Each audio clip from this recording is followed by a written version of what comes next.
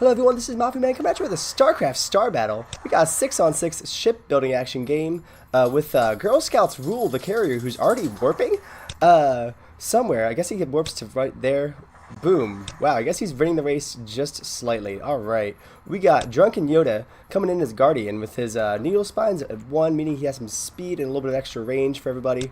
Yam Yam, the Arbiter, comes off with a feedback right there. We got Gold, the battle cruiser, started off with some missiles. We got Starboy, the frigate, started off with some missiles as well. Bringing up the rear, the caboose is Cheeseburger, who doesn't have any upgrades as far as like installations. He has probably just like speed and mutilisks. Rock and Dark, the Raven, is rocking out an EMP. We got Chenji, the battle cruiser, starting off with some long boat missiles at range. We got some Colossus, who's just trying to farm. That is Calais.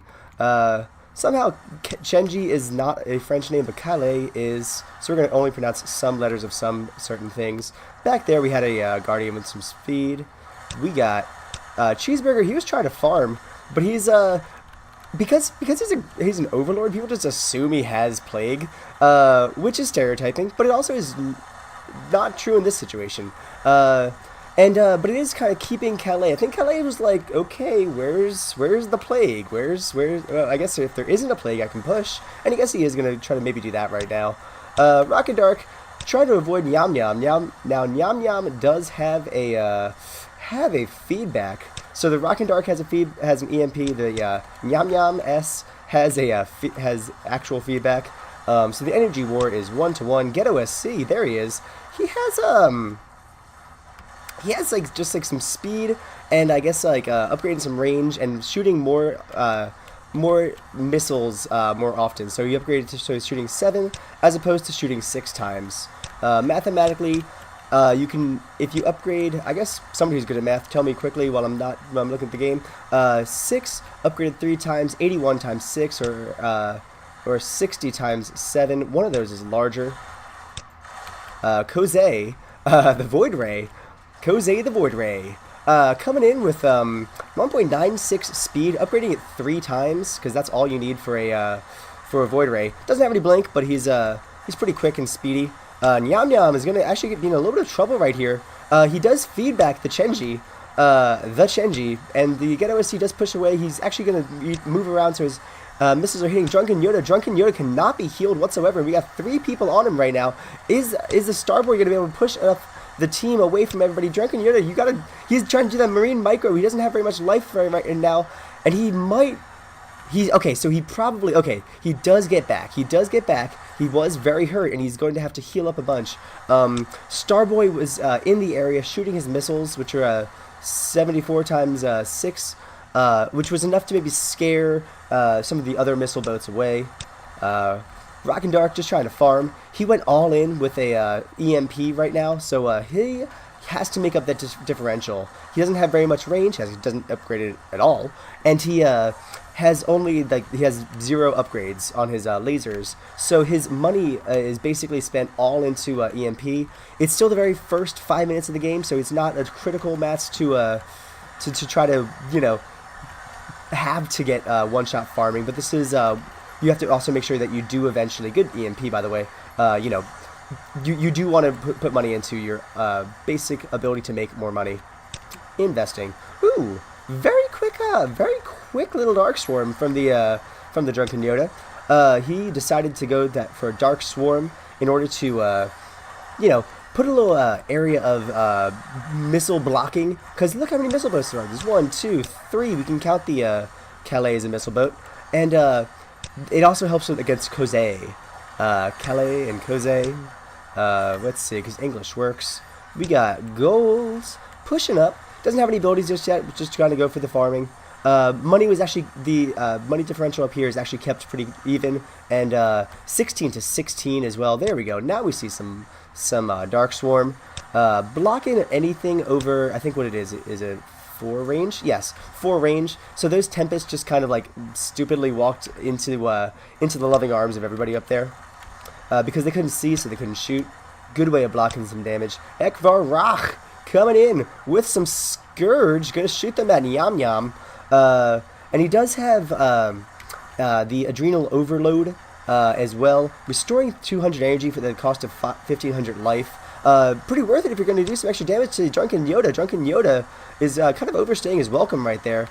He went for more of like the basic damage abilities, some range, and some I'm going to call them lasers, needle spines, while Ekvar Rock went for 2 abilities. Now he can do some damage and he can repair himself, but he is relatively limited. We got Starboy. Starboy, you got to get back. Okay, he is going to get some shields from Yam Yam. Is that going to be enough? Yam Yam doesn't have very much life. Oh, he got EMP'd as well. Starboy might be taken out if he just gets a couple more missile shots. You can... Oh, we have 142, 141. Oh, he is taken out. Chenji does take him out. It's going to be 2 of them. Nyam Nyam as well. Nyam Nyam is taking more and more damage. No, he's going to move on back. Ghetto SC is not going to commit too much. He actually is in the burning right now. He just has enough shields that right now he's burning shields. And then he's eventually going to start burning life. He's actually going to make it on back. He is afterburners. Very quick afterburners. You know, to help kind of stay with the pace. Every time he is in need of a little bit of boost, he can pop some hot Cheetos and boost around. The blue side was able to pick up a kill right there. Calais is just saying, "Hey, I'm the missile boat, or I'm the tank right here. I have 1100 with the ability, I believe, that restores shields regardless of if you're taking damage or not. So actually, he doesn't have any other abilities to that feedback, although it did." Initial damage didn't block him from doing anything. Cheeseburger Disinfect gonna come in with a Siphon Energy ability at least. He doesn't have enough energy to use his abilities, but he has it in potential to drain energy and then gain energy. Drunken Yoda got to move back as well. He's got 2 people on him right now, and there's not very much sustained damage. Oh, he's doing that Marine Micro back and forth, and he does have to do that in order to hit both of his abilities, Acid Spores and Broodling Strikes. But is that going to be enough? Oh! Girl Scouts rule, firing a very early Plasma Barrage. Now that actually did a bunch of damage to Chenji, but it wasn't quite enough to finish him off. Drunken Yoda moving in, he actually was getting a little bit of life from the... Drunken Yoda just left. Drunken Yoda just left the game and is being moved around by his teammates. So maybe that was either a rage quit or maybe his internet just decided to, you know, not be paid that month. Ekvar Rock is now the only living, Guardian. Technically, Drunken Yoda's still there. He's just kind of like a zombie ship. He can be moved by the other people, but this is a MOBA. This is a massive online battle arena. Good EMP. You almost kind of want to stay with your one ship because you have one ship and only one ship. You have one life and only one life. So any mistakes, you kind of have to like really baby your one hero ship. So in certain situations, you can move 2 around. Like if you had 2 of the same type, maybe, who knows? But not Gold. Gold's gonna have to keep on moving back. He doesn't quite have. He has the missiles upgraded at 8 range, so he's always doing damage. But the red side's kind of struggling to push them outside of their base. Now, the money differentials still are within reason, but if it gets too far out of the way, then it could really start spiraling out of control. Ghetto SC doesn't have very much life, but he's staying in the Goldilocks zone right there. He's going to have to start moving back, though, because Gold can move up. He has Lockdown. Okay, so this team on the red side went for like 3 energy draining abilities, which is great. Ekvar Rock is in danger zone because he has 3. He upgraded 3 abilities, and that leaves his. That leaves him in a situation where if he uses his abilities, that's great. If he doesn't have abilities, though, like right now, his energy is being drained, so he's now incapable of most things. He has to kind of restore the energy that he was just getting drained right there. Girl Scouts rule. You went for early Plasma Barrage, and actually it's going to do a lot of damage to Ghetto. If Ghetto keeps on taking damage, he could actually go down another couple shots. He does. Ghetto gets taken out. Ghetto gets taken out by a very early Plasma Barrage, upgraded a bunch, 32-40 over 3 seconds, launching missiles. Ekvar Rock gonna try to maybe punish the carrier for forgetting that he's a carrier. The scouts are gonna come in, even though his energy is being drained, he might not have enough follow through. He's gonna keep on doing damage. Girl Scouts rule, not quite in the red, but another round of Scourge could take him out. Rock and Dark's gonna say, "Hey, can I do something?" No, he can't quite without taking any damage right there. He's gonna have to move back, and Gold is and now there's just a lull in the combat. So I'm gonna take a sip of water. There we go. So we actually have kind of reset the battle right here. The blue side is going to start moving back. Chenji does have lockdown. It's a 5 versus 5 again. But actually it's a 5 versus 4.5 because Drunken Yoda is taking a little nap right now permanently. Kosei gonna come in. He has Cloak, which is relatively standard, but actually not very well thought out. There's 3 people who can drain his energy. Yam Yam, Gold, and the wherever the heck the Overlord is. There he is. He can also drain energy. So you know, Cloak is neat. It's fine. It's great. It's, you know, quote unquote broken, but it can be countered by 3 different people on this team. So maybe in this situation, you know, you can get a sneaky kill, but it might not be enough, especially since the blue side is keeping them at their base, and there's towers that detect as well. Kosei just has to kind of like wait around, knowing that he's the star player, but he's playing, you know, he's the star quarterback when they're playing field hockey. So he's kind of waiting to them to move out of their base, be a little better. Let's see, Kale, he has Hardened Shield, so if they were ever doing damage that's over 50, he could drain it. Gold's missiles are not doing, wait, hold on. Gold's missiles are doing that. Girl Scout rules, interceptors are doing 50. So both of those things are now reduced to a maximum of 50 if he uses Hardened Shield. Again, though, he puts himself, beautiful lockdown, does stop the ability for Hardened Shield or Thermal Lance to be used. Not only when it's active, but also because the energy was drained. We got Chenji trying to use his range, 109 damage at 10 range, beating out the 81 at 8 range of EMP on Gold. We got the Nyam Nyam is also taking a little nap. Nyam Nyam had a vital function of being the feedback guy, and now that responsibility is almost entirely on Gold. So now he's kind of being chased around a little bit. Rock and Dark, you know, EMP'd right there. Gold can't do any attacks if you don't have any energy. The carrier's trying to move out. The carrier's went all into Plasma Barrage, which is a great finisher move or a great initial move, but it's usually not going to be enough to completely kill everybody. It's usually great in conjunction with things, sort of like in conjunction with Psy Blast, for example.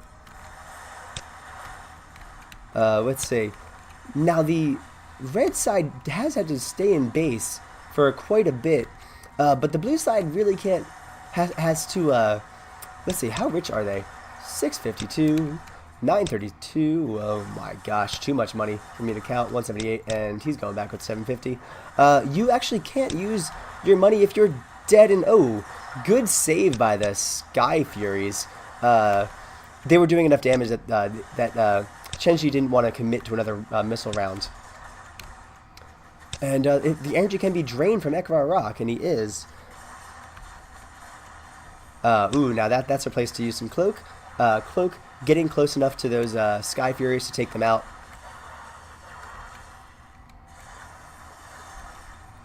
Now, yeah, we can launch another Psy Blast at Ekvar Rock. And the Girl Scouts rule is kind of like farming a bit because he wants to balance out. He does have Plasma Barrage. It is well upgraded, but you know, he's not only committing to that. Carriers are pretty known for needing a lot of energy, and he certainly does to use Warp In as well as Plasma Barrage. But he is also remembering to be a carrier and to launch interceptors. You see the carrier uses that big old gun to do some damage, and then nice burning. The carrier uses that big old gun to do some damage, and then launches the interceptors to keep on finishing them off. And the blue side knows to retreat, or I'm sorry, blue side knows to attack. The red side knows to retreat. They don't want to get into a prolonged engagement at midfield. Draining the energy of Chenji. We also went for missile pods. Missile pods just to do 125 damage to the scouts, or the interceptors. There are scouts. People don't get them as often as they should. They should get them more. We got EMP on Cheeseburger. He can't do much without energy. He's an overlord. And with 3 functional ships, the red side is kind of taking a shellacking right now, just in time for St. Patrick's Day. But the blue side isn't quite able to yet. They're not quite committing to taking out a base. We're gonna launch some Scourge and Seeker missile to try to take it out from range. They could possibly maybe take out a tower to really like put the nail in the coffin right here. But they don't seem to be overly committing to taking out a tower. There we go. Boom, taking it out. They're just kind of like biding their time. Trying to take out the game.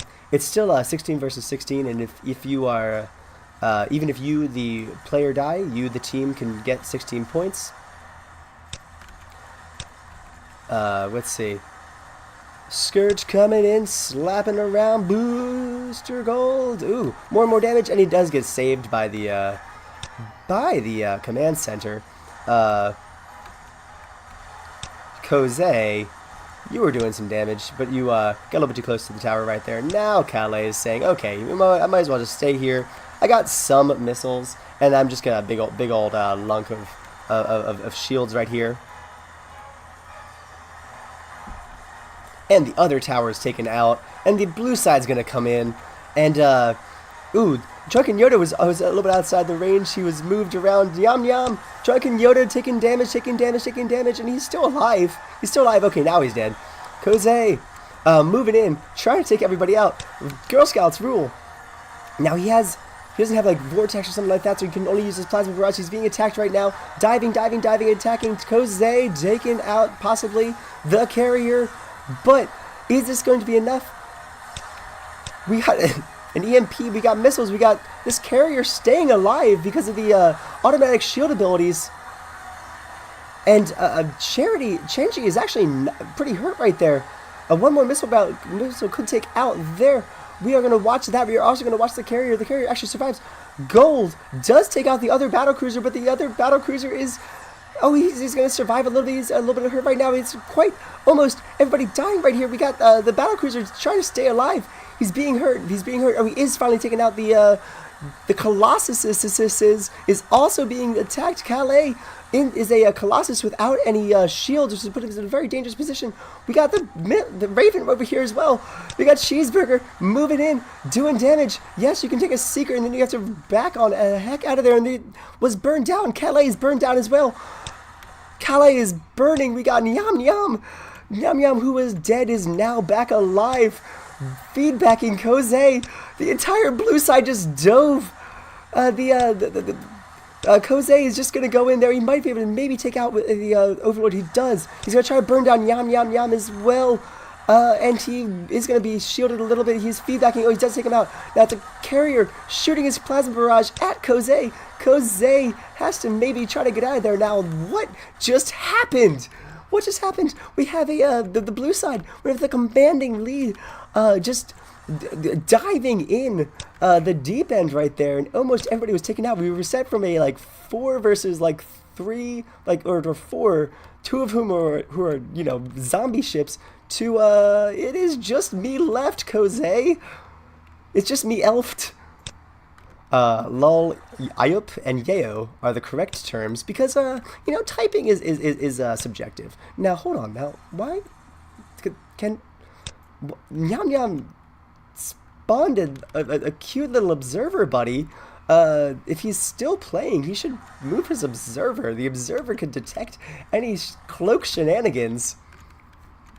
And that the carrier actually, you know, is has 24 upgrades on his interceptors. They can do 60 damage with 12 armor on both their shields and their Protoss plating. 88 life as well on each.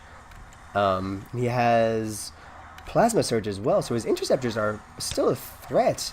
We have the prismatic beam at 15, doing 115 because it's upgraded, you know, 13 times at 0.26, which I think means he might have gotten the systems update. For 250, you can kind of like upgrade how fast your beam is, how good your beam is, and he's just trying to use his cloak just to farm. He can go invisible, and that's where the carrier staying by base. Girl Scouts rule, launching some interceptors. The interceptors have 18 range. I think they might just at that point have timed out. Koze is just trying to farm up here. Now the carrier is staying at base. Now he could be a little bit more aggressive to push out. He's launching his interceptors. They're certainly doing damage whenever they can. He's also farming as well. Now if he gets like a good vortex, or if he ever gets, I want to click him, but it's a little hard because he's under the John right there. We got a cloak being used again. Even though he upgraded his shields 10 times, he only has 15.5 armor on his 10,500 shields. And then after that, he has 2. So these interceptors that are doing 60 damage are doing 60 damage minus 15 in general. But once he gets out of shields, they're doing, 60 minus 2, 58. And that will definitely add up. And actually, they have 12 armor as well.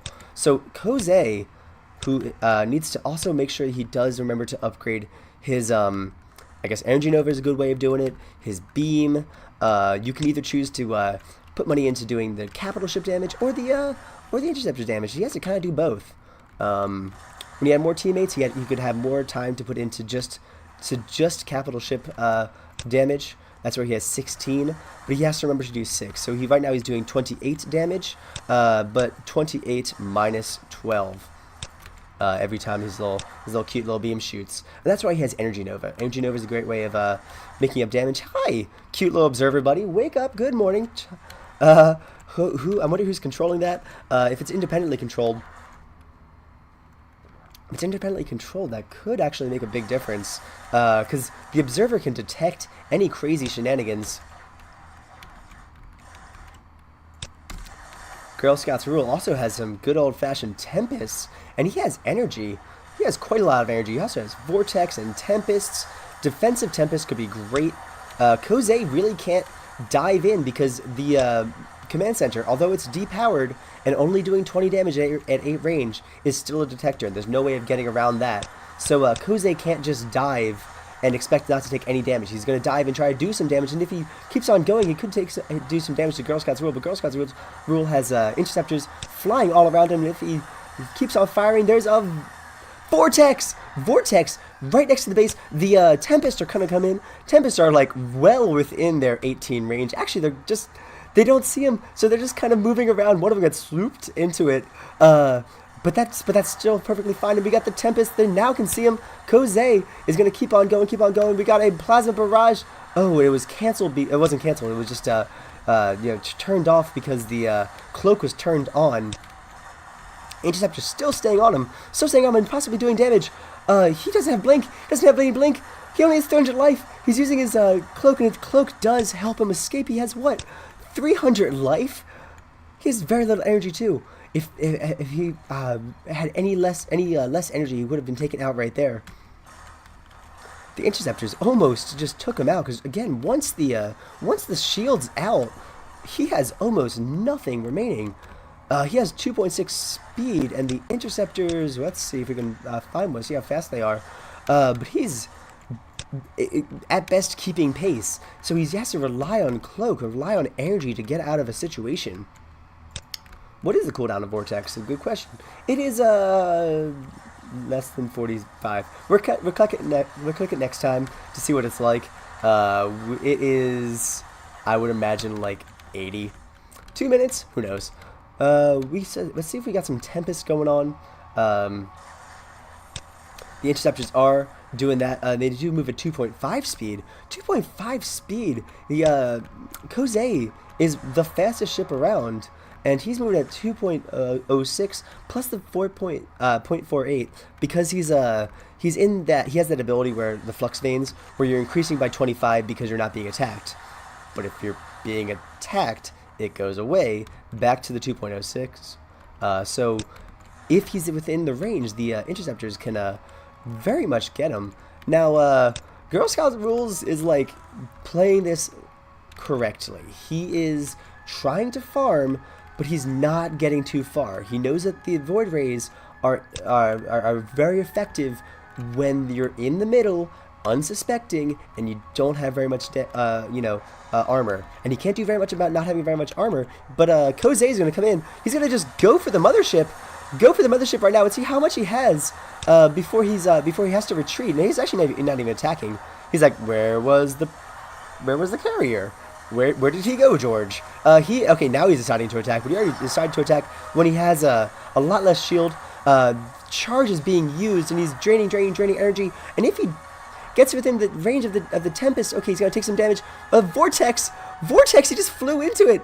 Flew into the vortex, and the Tempest, unfortunately, are going to just keep on going up to the middle. If they actually die, it could actually work out better for him. Girl Scout Rule can now spawn some more Tempest, but he has very limited energy. I mean, comparatively, if Tempest cost 225, and there's a good blink out of there to blink out of this situation. Girl Scout's Rule is like, okay, use your speed. Whoa, he ran into Sky Furies. Sky Furies are like, oh, hey, buddy, there you are. And they are going to do some damage because he doesn't have very much energy left. The Observer, the cute little Observer, is spying on them and doing some more damage. The Interceptors are like, hey, we can see you, we can hurt you. But they don't have enough range to keep on going. Kose will make it out of there. He's being spotted the entire time by this Observer. The Observer is like, this is my time to shine. Let's see.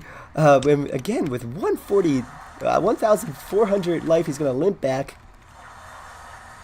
We got the carrier protecting the House Sky Furies, doing who do their 140 damage to towers and 360 damage to the capital ships, which is actually pretty comparable to his upgraded Tempest.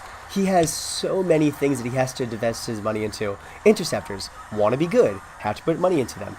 Plasma Barrage wants to be good, have to put money into that. Tempests, they want to be good, you have to put money. That Vortex is a $400 ability. Now, will they be able to take out the tower? I mean, they are doing quite a bunch of damage, and Girl Scout Rule, he has 11 seconds left on his Vortex, so he can be safe in about 11 seconds, only if he hits them. And good Energy Nova is taking out the entire Golden Armada right there. He's going to spawn more. They're going to try to maybe push up a little bit. We're going to keep an eye on this tower to see how much damage it can actually take. Because the carrier at base can do damage at range. So, cute little Observer's trying to say, I don't want to actually get too close to this detector right there, because I will be seen and I will be shot, and that doesn't make me happy. Beautiful little Chrono Rift. The Beach Ball of Sadness for that.